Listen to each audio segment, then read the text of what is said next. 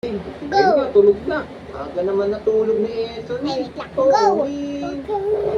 At tara, may ikot muna tayo na mainit na sabaw. Sige, sarap neto. Sarap! Sarap.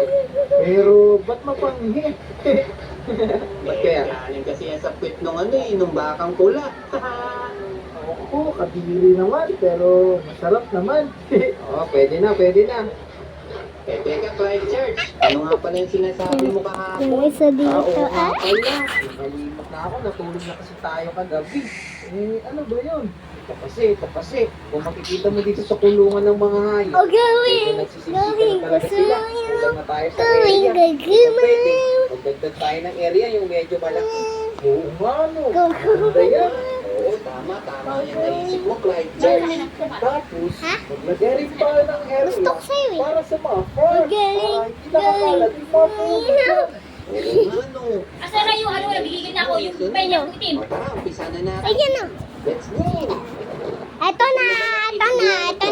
Clyde Church. Open. Naisip ko, dito lang Sino yan? Dito yung kulungan ng mga hayop.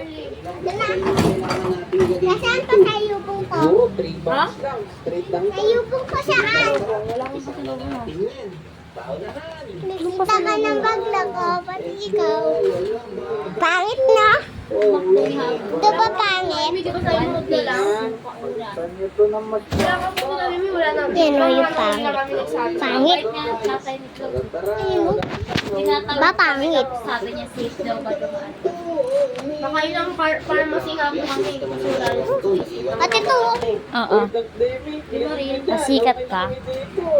Para makita mo yung sarili mo, no? Nakaabot po kami sa baseline. Tara. Papa niya. Mas mabilis kayo sa Okay. Ulit.